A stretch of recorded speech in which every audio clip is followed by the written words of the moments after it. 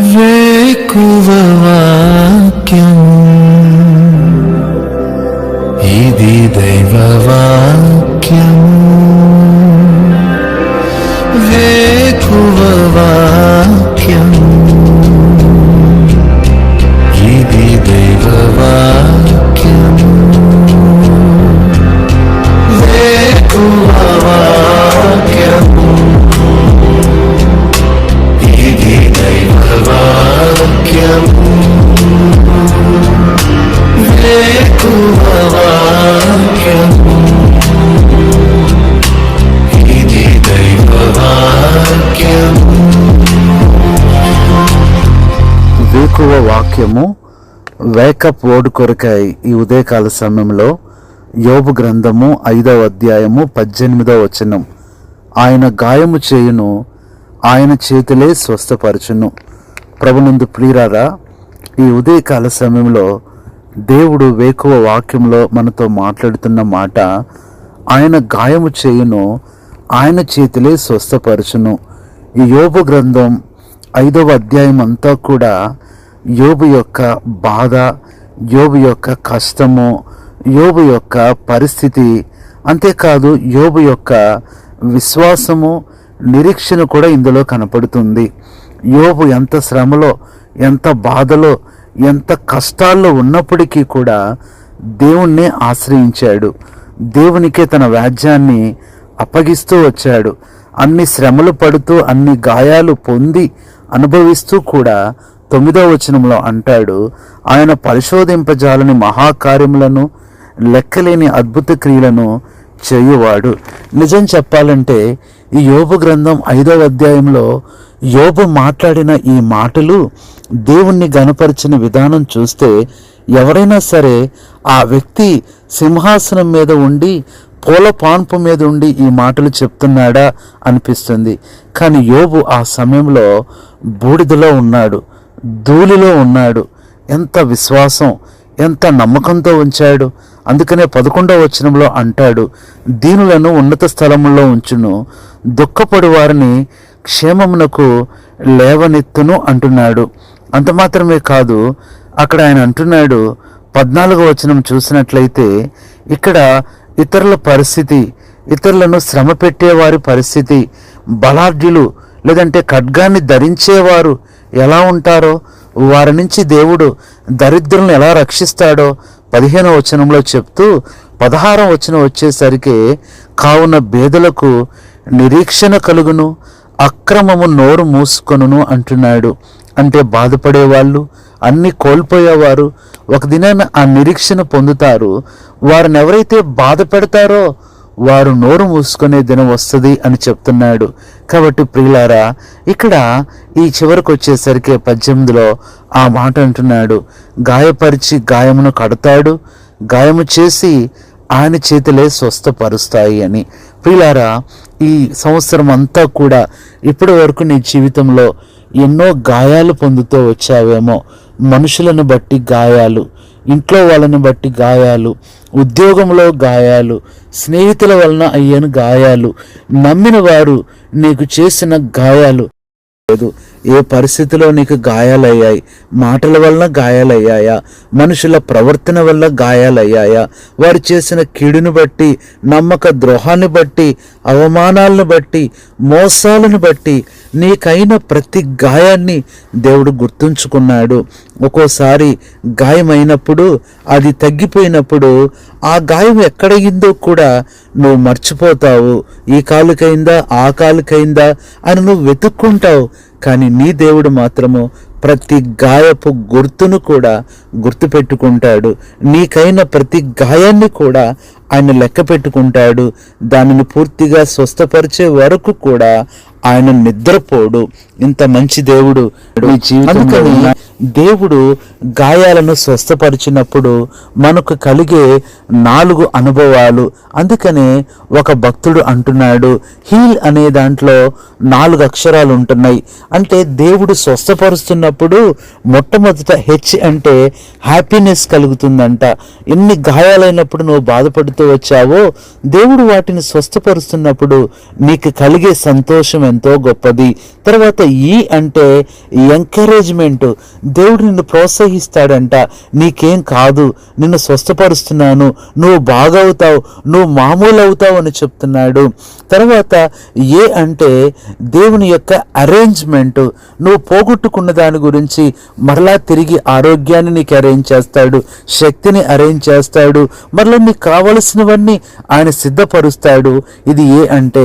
L అనేది love, దేవుడు ఆ ప్రేమను నీ పట్ల చూపిస్తాడు. నీ గాయాలు చేసిన వారు కూడా ఆ గాయాలు చూసి అసహించుకుంటారు, కానీ ఇతరులు గాయాలు చేసినప్పటికీ ఆ గాయాలను చూసి దేవుడెంతో నిన్ను ప్రేమిస్తూ ఉన్నారా. ప్రజలారా, దేవుడు మనకు కలిగించే గాయాలన్నీ, లేదంటే మనకు అనుమతించే గాయాలన్నీ, అవి ఎలాంటి గాయాలో ఈ ఉదయకాల సమయంలో నీకు తెలిస్తే నీ గాయాలను చూసి నువ్వు సంతోషిస్తావు, కానీ నువ్వు బాధపడవు. ఆ గాయాలను స్వస్థపరుస్తున్నప్పుడు కలిగే ఆనందం, నెమ్మది, సంతోషం, ఆదరణ ఎంత గొప్పదిగా ఉంటుందో తెలుసా. అందుకని దేవుని వాక్యంలోంచి చూసినట్లయితే ఈ గాయాల విషయంలో దేవుడు చేసే 7 గొప్ప విషయాలు ఉంటున్నాయి. మొట్టమొదటిగా మనం దేవుని వాక్యంలో నుంచి చూసినప్పుడు, దేవుని వాక్యము పరిశుద్ధ గ్రంథం బైబిల్లో నుంచి జకర్యా గ్రంథం 13:6 నీ చేతులకు గాయము లేవని వారు అడగగా, ఇవి నన్ను ప్రేమించిన వారి ఇంట నేనుండగా నాకు కలిగిన గాయములని చెప్పును. మొట్టమొదట మన గాయాల విషయమై దేవుని ప్రేమ కనపడుతుంది. గాయాలలో ప్రేమ. ఒక దైవజనురాలు రాసిన ఒక సియోను గీతం గొప్ప పాట ఉంది. యేసు ప్రభుని గాయములలో ఎంత ప్రేమ దాగెనో అనే పాట ఎంతమంది హృదయాలను కదిలించిందో మనం గుర్తు చేసుకోవచ్చు. కాబట్టి ప్రియులారా, ఇక్కడ మనం చూస్తే గాయాల విషయంలో ఆయన ప్రేమను మనం చూడవచ్చు. ఇది మొట్టమొదటిది.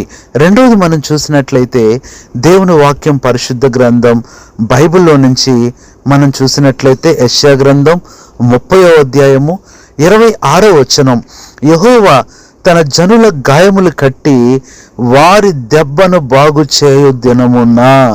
రెండవది, మన గాయాల విషయంలో ఆయన శ్రద్ధ కలిగి ఉంటున్నాడు. ఒకటి గాయాల విషయమై ప్రేమ కలిగిన దేవుడు, రెండవది నీ గాయాల విషయమై ఆయన శ్రద్ధ కలిగిన వాడుగా ఉంటున్నాడు. మూడవది మనం చూసినట్లయితే కీర్తన 147:3 గుండె చెదరని వారిని ఆయన బాగు చేయును, వారి గాయములు కట్టును. ప్రియులారా, మన గాయాల విషయంలో ఆయన జాలిని మనం చూస్తాము. ఇది మూడవది. మన గాయాల విషయమై ఎంత జాలి ఆయన కలిగి ఉంటున్నాడు. నాలుగవది చూస్తే కీర్తన 27:6 మేలును కోరి స్నేహితుడు గాయములు చేయును. నాలుగవది, మన గాయముల విషయమై ఆయన మేలు కనపడుతుంది. మేలు చేసే దేవుడిగా మనకు కనపడుతున్నాడు. ఐదవ మాట మనం చూస్తే ద్వితీయోపదేశకాండం 32:39 నేనే గాయపరచువాడును, స్వస్థపరచువాడును నేనే. ఐదవది, మన గాయముల విషయమై ఆయన బాధ్యత. ధర్మశాస్త్రం అంటుంది నిర్గమాకాండం 21:25 వాతకు వాత, గాయముకు గాయము, దెబ్బకు దెబ్బ నియమించాలనంటే, కానీ దేవాది దేవుడు ఆయన అలా చేయట్లేదు. కానీ గాయాలకు ప్రతిగా ఆయన ప్రేమను చూపిస్తున్నాడు. కాబట్టి ఉదయకాల సమయంలో ప్రియులారా, ఈ 5 విషయాలతో పాటు ఆరవదిగా మనం చూసినట్లయితే సామెతలు 20:30 గాయములు చేయు దెబ్బలు అంతరంగములో చొచ్చి చెడుతనమును తొలగించును. మన గాయాల విషయంలో ఆయన యొక్క పరిశుద్ధత కనపడుతుంది. ఆ చెడు పోవాలని ఆయన కోరుతూ ఉంటున్నాడు, ఆయన ఇష్టపడుతున్నాడు. మనుషులైతే ఇర్మియా 6:14 ప్రకారం ప్రజలకున్న గాయాన్ని పైపైన మాత్రమే బాగు చేస్తారు. ఇర్మియా 8:11 కూడా, వారు నా జనుల గాయమును పైపైన మాత్రమే బాగు చేయుదురు. ప్రియులారా, ఈరోజు నిన్ను ఆదరించి, నిన్ను ప్రేమించి, నీ దగ్గరికి వచ్చి మరలా నీతో మాట్లాడుతున్నారు అని వారిని నమ్మి నీ దేవుణ్ణి దూరం చేసుకోవద్దు. ఒకటి గుర్తుపెట్టుకో, పైనే నీ గాయాలు వారు బాగు చేస్తారు, కానీ లోపల ఆ గాయాలు అలాగే ఉంటాయి.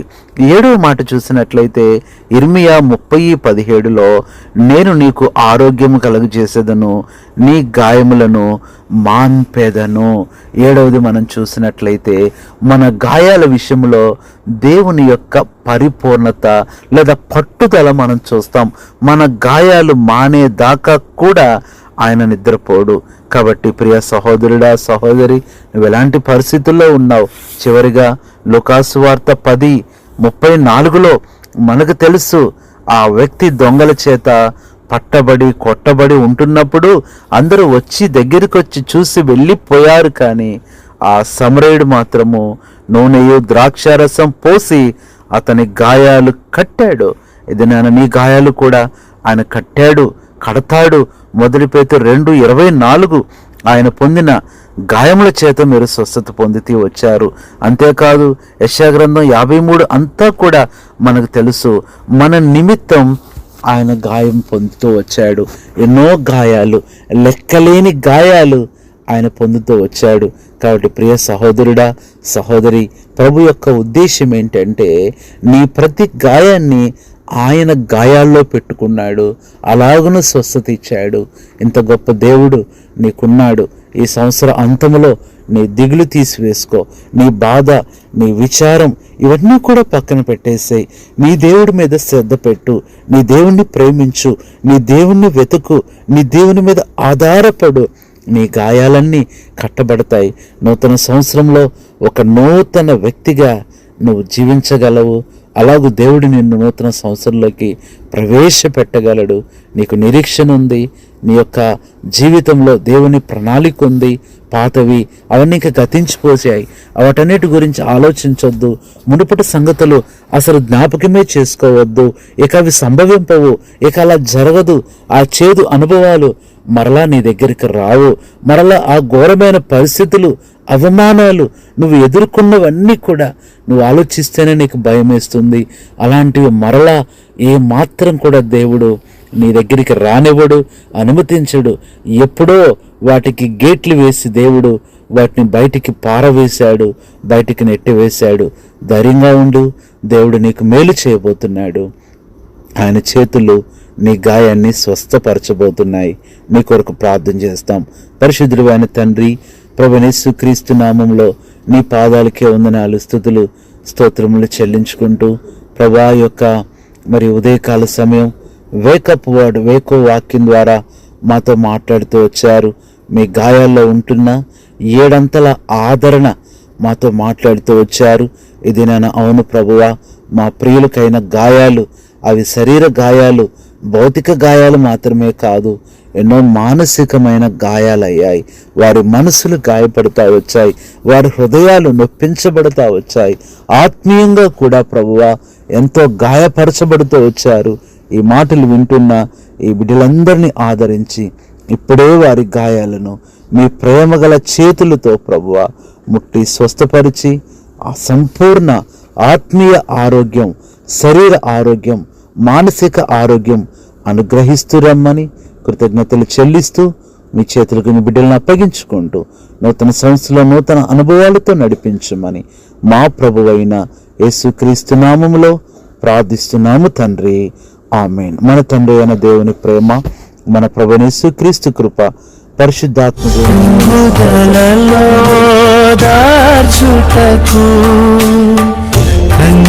కన్నీటినంతటిని తుడుచుటకు దినమంతా సిద్ధపరచుటకు దైవ చిత్తం గ్రహించుటకు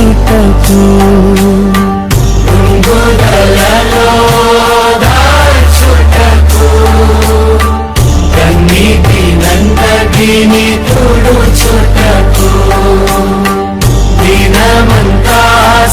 సుఖపరచుటకు దైవ చిత్తం గ్రహించుటకు వేకువ వాక్యము